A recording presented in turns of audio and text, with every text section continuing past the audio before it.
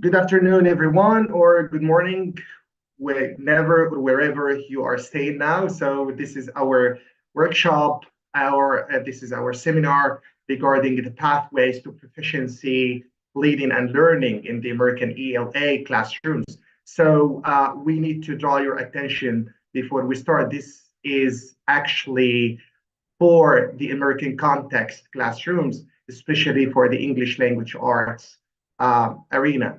Before I start, I'd like to pose this kind of warning. This is a kind warning before we start. It shows how this session and the scope of this session will be limited. I don't need to say that complete mind blowing doesn't usually occur within this short period of time. And also, all the examples that we are going to mention today doesn't suit or don't suit so much all possible contexts. I mean, the ESL and some EFL contexts. So please be careful when you are using these kind of practices, kind of approaches and methods that we are going to propose in this workshop. Before we start, I'd like to have your say on these numbers and what do these numbers signify to the trainer. So those numbers have kind of significance to me. In the chat box, would you please, in a minute, tell me what the 15 plus signify, or 1030 and 4, etc., refer back or signify to me? Amazing, Mr. Mohammed. So he spoiled one. You have over 15 years of experience. That's great. We need more. Maybe. It's the number of students. I have trained over like 5,000. Okay. We need to have more guesses in the chat box. Do they have the ability, Mr. Mohammed, to chat? Yes, indeed, they have the ability to chat. Yeah. Okay, So they are good, just great. typing. Okay, good, amazing. So 20 countries, I hope so. Welcome, Mr. Tom. Okay. Yeah, Mr. Ron, I have visited 4 countries and I lived in 4 countries actually. Turkey, Saudi Arabia, Dubai Emirates, and Egypt. Yes, 15 years of your life for teaching. Nice guess. Qatar, yeah, I hope so as well. So 1030 is the number of followers on Facebook and other followers over many platforms. 20 plus, it means last thing. I wish, Mr. Ron, I think that I married for over 4 years. So 20 over means, okay. Yeah, it might be my experience. So I will leave this guess to the end of this workshop because I would like to keep it to till the end. Okay, good. So as Mr. Muhammad introduced me, so this is the get to know me more. You can scan this code to know more about my Facebook account and to know more about my platforms. As long as we are working together with Mr. Mohammed in the EduCast International board. And this is the table of contents for our workshop for today. It's full of numbers. So the first item that we are going to move over, it's 5 core competencies or 5 core propositions of the English language arts teachers. So what are these core propositions that we are going to discuss? And the number 2 is the top 12 standards of accomplished teachers. So if you are fully packed teachers or that you are fully ready teachers, we have 12 standards. As we always see in the American context, we have standard-based assessment and we have Common Core state standards. We have also standards for being a qualified teacher or accomplished teachers. Then we will have 4 DOK. DOK means depth of knowledge levels. So these levels will equip you with many strategies and techniques that will enable you to enhance and foster the learning processes. And at the end, we will have some few minutes for the Q&As if you are still interested to ask me. So let us move in the chat box one more time. And this is kind of a big question. And I need to ask you all, if you don't mind, to tell me what are the 5 fundamental tenets or the 5 core propositions that you can use to say that this teacher is enabling his learners to facilitate the learning process, or the teachers must integrate and exemplify to enhance the learning process. So you have a minute in the chat box, if you don't mind. Tell me what are these core tenets or core fundamental things that teachers can have. Yes, interaction, Jerron. Amazing, meaningfulness.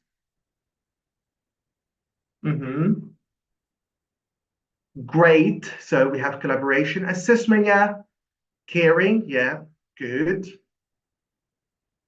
Lovely. So we have reflection, communication, planning, Joshua. Yes, we have class management.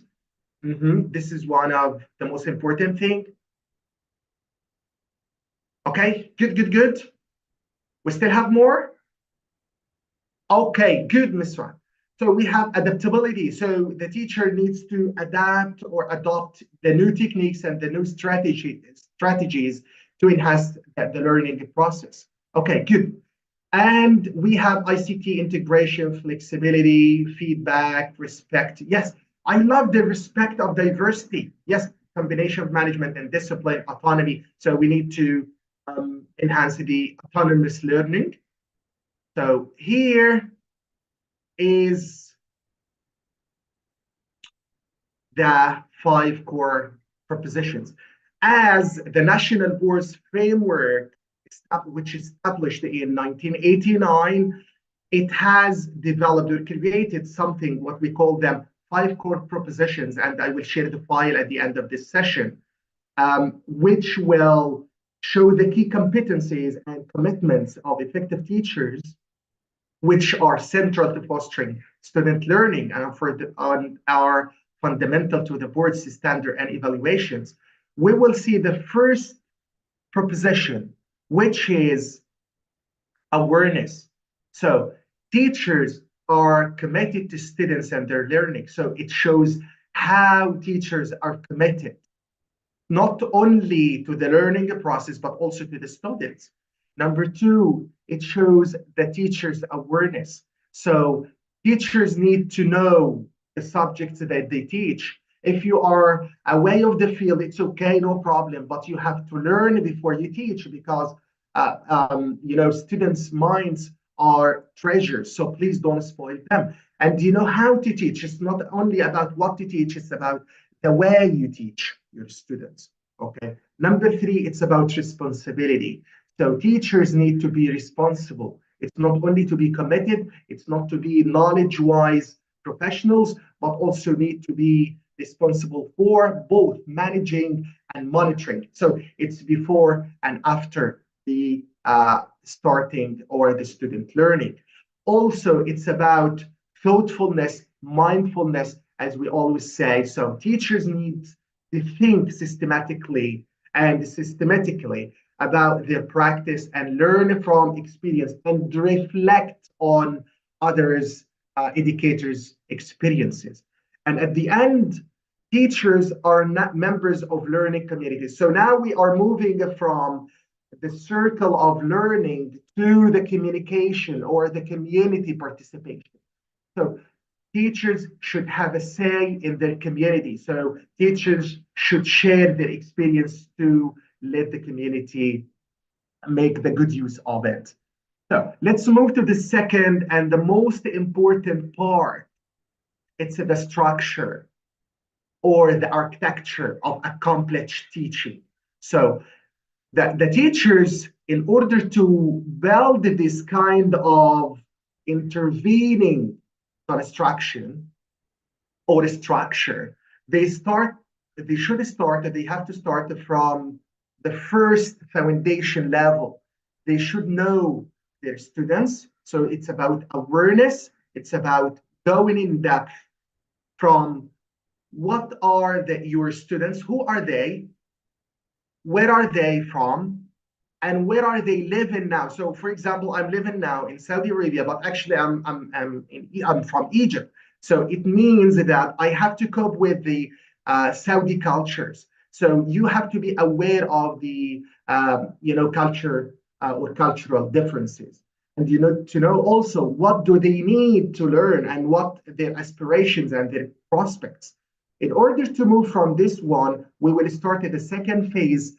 You need to set high and worthwhile goals, which are appropriate for what? For the students, for the time being, and for the setting. Setting means the context that they are learning in. We are moving from the second step to the third one, which is implementing instruction. So it's about the teaching strategies. So you need to know your instructional design to know more or to attain or to achieve these goals that students need to achieve. And at the midway, you need to evaluate your students as a kind of formative assessment to reflect on their learning in order to modify or to adapt new strategies.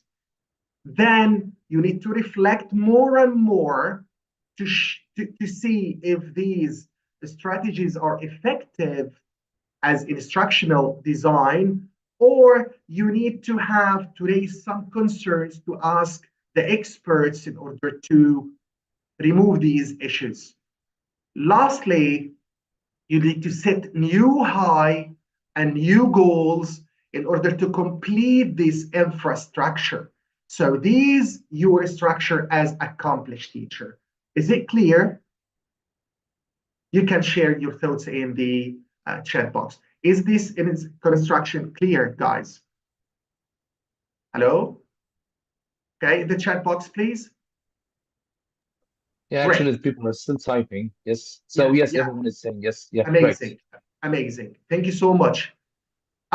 So we need to move to another thing in the field of ELA teaching. So now we are starting from the general approach, then we will go to more specific one. In the ELA, what aptitudes should accomplished teachers possess? So now from the structure, which things that we need to say that this teacher is accomplished one. As you said before, we have mindfulness, we have caring or constructive teaching. And from my side, or from, as we say, the MBPTS. MBPTS, it's the National Board for Professional Teaching Standards. So these organizations set 12 or presented 12 standards. If you follow these standards, I assure you guys to be expert language arts teachers. So the first one, it's about knowledge. So you need to know more about your students. It's about fairness, equity, and diversity. So the first one is fairness. It equals equality. So you need to be a fair teacher and at the same time to follow equity. So fair teacher means that you provide all the resources on the same level.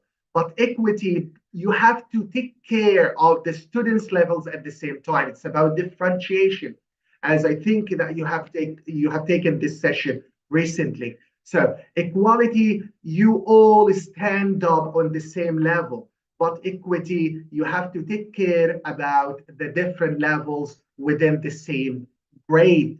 So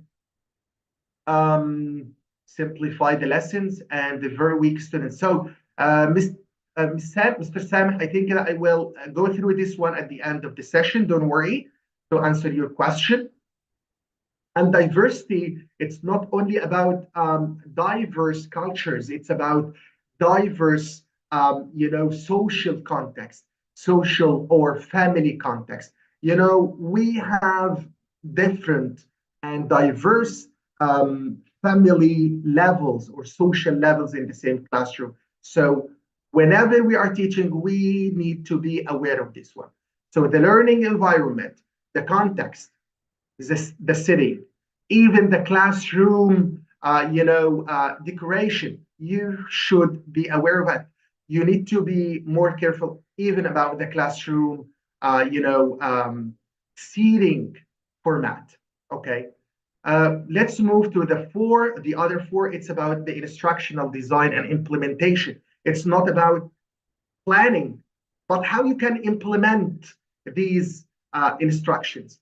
Reading and viewing. This is super new and it's matching the ELA.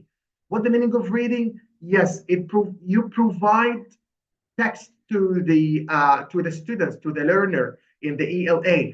But viewing here, you must, it's not you need, you must view different genres while you are teaching in order to enable your students to achieve the career readiness goals and the college readiness goals at the end. Writing and producing, it's not only about writing, it's how they produce it. It's not about the process, it's about the production at the end. So the production is the fruit of your process. Speaking and listening. I always call speaking and listening in the American system the neglected skills. Not all people are doing these skills in a good manner. I don't generalize here, but I say most of teachers. I was one of them one day because I thought teachers are presenting, teachers are just listening to these ones over YouTube or some platforms. But be careful, students need to be more aware of the context and need to practice the genres that they are taking while they have these ones. So, let's move to the last five elements to be accomplished teacher. Language study, you need to be aware of your language. It's not only about proficiency, it's about accuracy. So you need to be accurate while you are using your language. Inquiry or inquire, as some people say it. So you need to advocate or to raise the awareness for inquiry-based learning. And inquiry-based learning is the key to success nowadays. So the more students ask, the more students learn. So you have to motivate them to ask you, to inquire more about the process of learning, to inquire more about from where did this come. So you need to motivate this, encourage students to move forward. Assessment, as we always say, this is the bottom level, or it could be the high level of evaluating your learning process. But be careful, your assessment should be like a sandwich. So it could start as the first level, in the middle level, and at the end of every level that you are teaching. Collaboration, now we are moving again from the micro to macro level. So we are collaborating even within the classroom or collaboration out the classroom, I mean the society. Encourage your students to move outside, to ask their community, to adapt or to conduct some presentations, some webinars, some interviews with others outside their classrooms, and encourage them that it will be considered as project-based learning. So it could be under the umbrella of assessment. Advocacy. So you need to advocate for many things. And we will move to the second level of our session. These are some of the standards, and you need to read them, to skim them quickly, and ask yourself which levels or which kind of what we call them before, the standards of accomplished teachers refer to. For example, the first one, accomplished English language artists use their knowledge of students, their discipline, their pedagogy to design and implement instruction. So we will refer back to the instructional design. If we need to go the second level here, accomplished English language teachers advocate for their students, so they need to support their students in, within, or out the classroom for the content of the ELA and for their profession. So they need to have the aptitude of advocacy. I will leave the PowerPoint presentation at the end of our seminar. I will send it to Mr. Mohammed to share it with you all. And we have some kind of strategies for instruction. These instructions and much more you can find, or many more you can find later if you joined our course, the one that we are running together, Mr. Mohammed and I, at the end of this session. And we will provide a kind of discount at the end of this session as well. So we have many vocabulary strategies we can train you through, like prayer model, word sneak, word story, exclusion, brainstorming. So we have many also speaking and listening strategies like academic conversations. So now you can move from in to out. We have debates, we have philosophical chairs, we have think, pair, share, and we have reading, listening, writing, and many other skills that you will find in our course. Now, we have another question. It's a kind of a big question. If you agree or disagree, please put in the chat box. The traditional education experience is not adequately preparing students for college and career. Is it right? Do you agree or not? Yes. Perfect. Yes. Good. So as you see, there is a kind of a great gap between the traditional education processes and the career readiness, college readiness at the end of the day. So here, another question. Education is not just about facts and figures. Do you still agree or not agree? Education is not just about facts and figures. Okay, great. So you all agree with me today. I'm lucky. Great, amazing. So here, this comes to our core presentation. How do prepare students to be engaged, lifelong learners?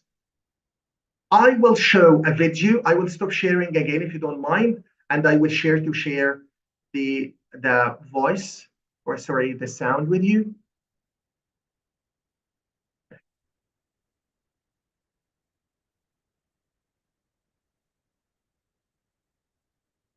Here we go. Please, before we start, I need you to take notes regarding this video, okay? Education isn't just about teaching facts and figures. Traditional learning experiences aren't adequately preparing students for college and careers. So, how do we prepare students as lifelong learners and engaged citizens? We can deepen student learning by focusing on cognitive skills, critical thinking and mastery of content, interpersonal skills, communication and collaboration, and intrapersonal skills, having a self-directed learning and academic mindset. So, what does it look like to make education relevant and meaningful to students? How can we give them real-world experiences and an opportunity to explore their passions? Creating lessons that deepen student learning can be challenging for teachers, especially when our current education system focuses on rote memorization and high test scores. But teachers everywhere are rising up to the challenge and working to engage students in more meaningful ways, building them up as the problem solvers of tomorrow. We wanted to explore the structural elements that enable teachers to do more of this type of work and the barriers that held them back. We know that many educators are already implementing deeper learning practices in their schools, and we wanted to hear the perspectives on how other teachers might do the same. We also created opportunities for educators to design and implement innovative practices through collaborative workshops. In this process, we captured the experiences of district leaders, principals, and teachers as they pursued more deeper learning in their schools. These are their stories. Welcome back. So in the chat box again, if you don't mind, I need you to just mention the core that she mentioned in this presentation or in this video.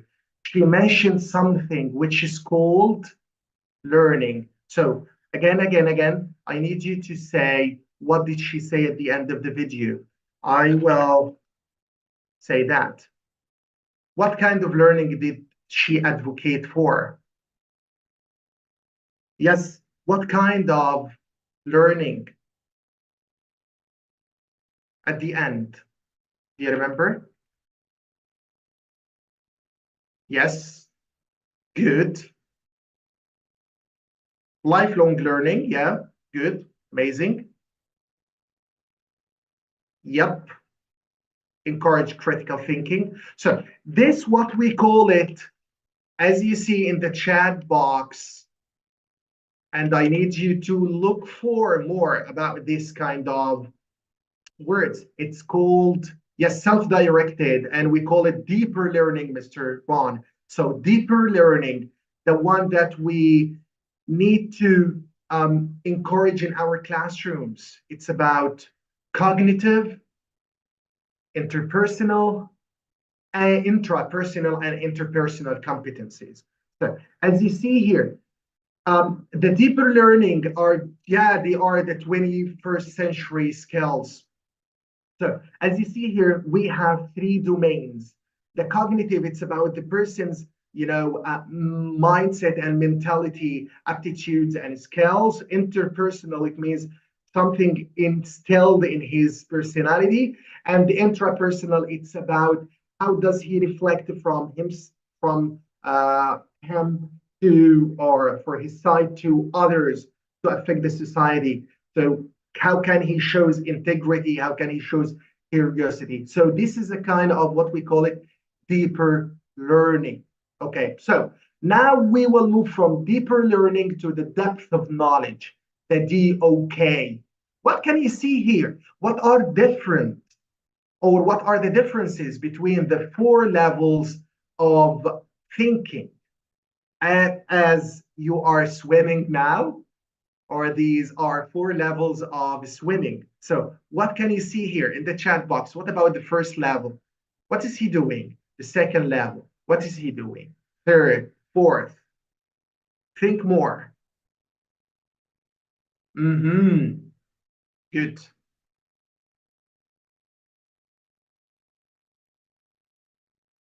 Yes. So it's about surface. Yeah, third is searching or discovering. Good. Lovely. Swimming to deep diving. More and more. Great.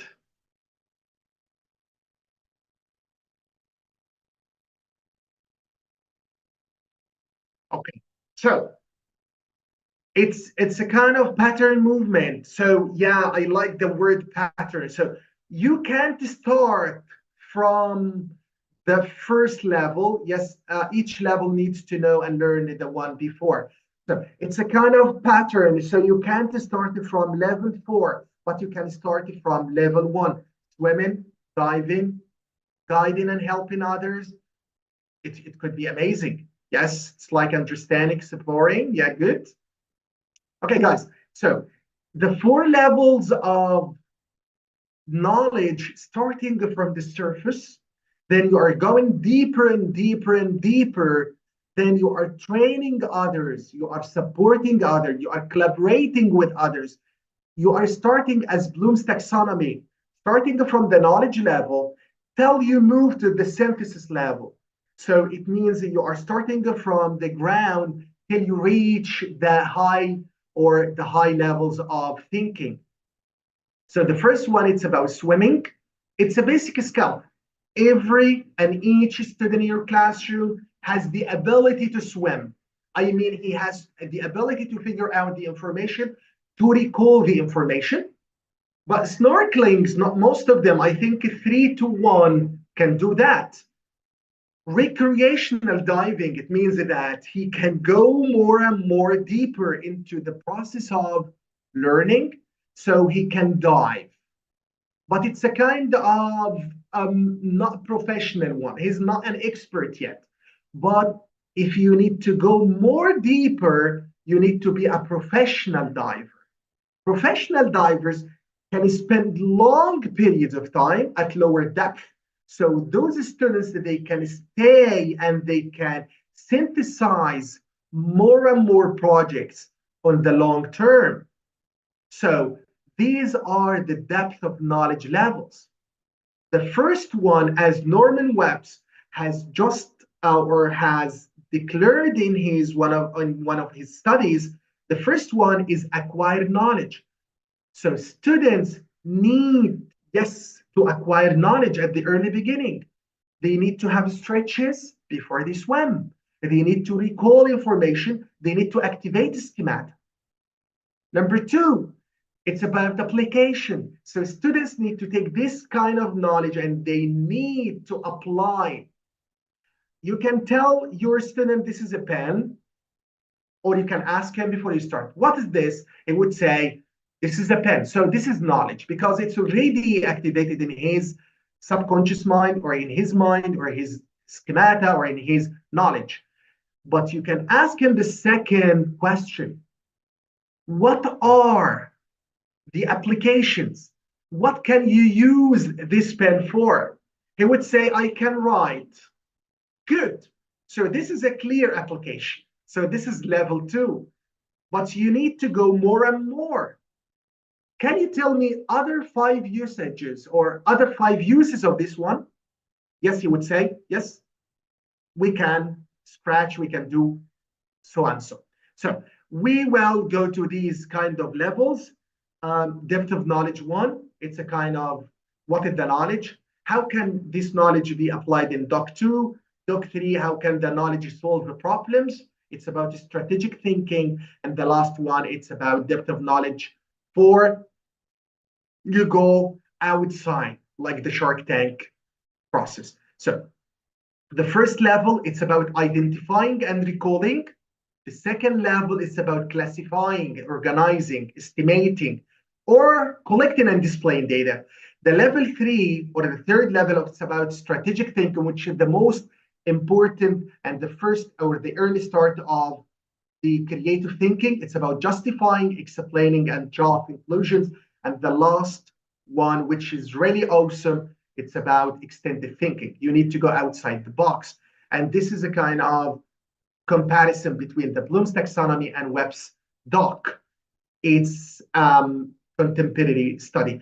You can apply the depth of knowledge only in the English language arts. No, you can apply it in all classrooms, and you will find these here and there, from Doc 1, from using simple skills, until you reach the higher order thinking in many kind of subjects. Here, the science, here, the English, and lastly, we have the mathematics as the core subjects of our American systems.